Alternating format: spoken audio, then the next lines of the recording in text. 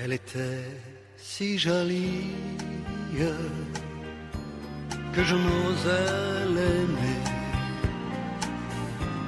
Elle était si jolie, je ne peux l'oublier. J'aurais pu faire Alain Barrière, voilà, mais la vie en a décidé autrement.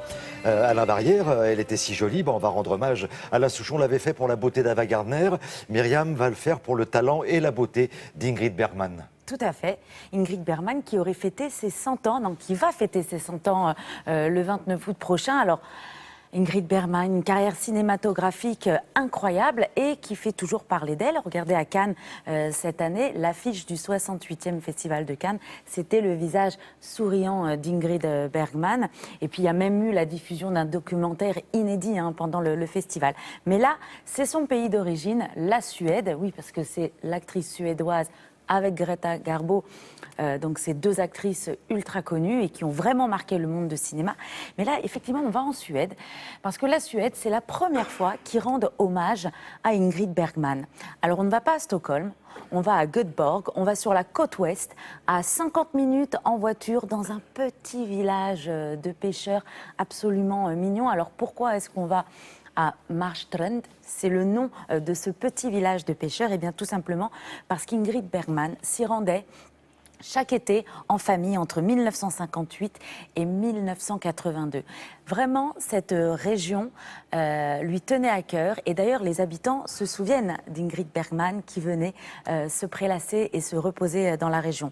Alors, l'exposition se trouve au musée d'art contemporain de Marstrand. Alors, on peut y accéder uniquement en bateau. Et l'expo rassemble une cinquantaine de photographies, des clichés qui nous racontent 3 périodes principales. Alors les périodes principales de la vie professionnelle, mais de la vie privée aussi de l'actrice, avec des photos inédites. Et donc on va relater sa vie aux États-Unis, en Suède et en Italie. Donc je vous propose de retrouver la vie et l'œuvre d'Ingrid Bergman. Regardez. Hello, Dolly. Well, hello. I thought I would never see you again. Dolly. It's so nice. Tout le monde était amoureux d'Ingrid Bergman.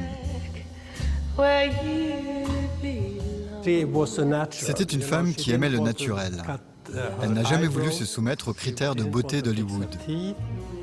Pour les Américains, le nom de Bergman avait une drôle de consonance, mais elle refusa de prendre un pseudonyme. Elle disait non à tout et souhaitait tout faire à sa manière.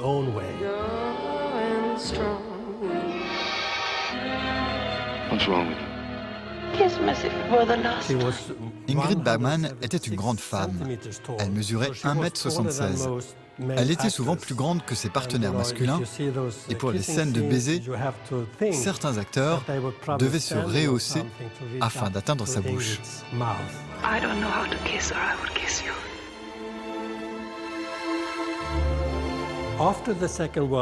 À la fin de la Deuxième Guerre mondiale, elle se rend à Paris et séjourne à l'hôtel Ritz, un hôtel dans lequel se trouve aussi le célèbre photoreporter Robert Capa.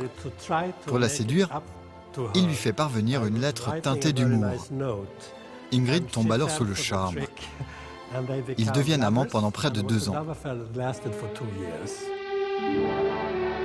Pendant leur relation, Robert Capa a été invité à se rendre à Hollywood pour rester avec sa belle lors du tournage des Enchaînés d'Alfred Hitchcock. Le réalisateur avait lui aussi le béguin pour l'actrice. I'm Alfred Hitchcock. Alors imaginez l'ambiance sur le plateau de tournage. 2 hommes amoureux de la même femme.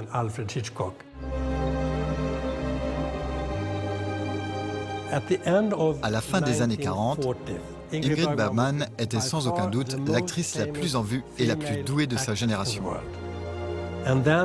Mais cette renommée ne lui suffisait plus. Elle avait besoin de nouveaux challenges. À cette période, elle découvre le film Rome, ville ouverte de Roberto Rossellini. Sa manière de filmer éveilla sa curiosité et elle se rendit donc à Rome pour tourner Stromboli. Et ils tombèrent amoureux.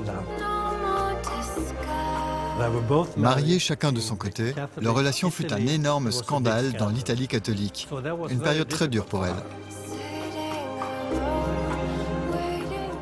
Elle passa ses 23 derniers étés ici à Marstrand.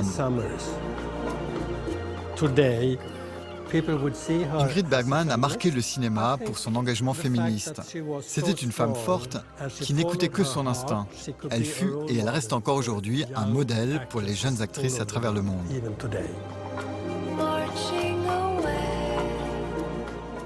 Voilà, si vous passez là-bas, vers le nord... Mais c'est une exposition itinérante. Pour l'instant, il n'est pas question qu'elle vienne en France. Je fais un appel. Si vous avez un musée. C'est juste à côté de Göteborg, hein, c'est ça? Oui, à 50 minutes. Merci beaucoup.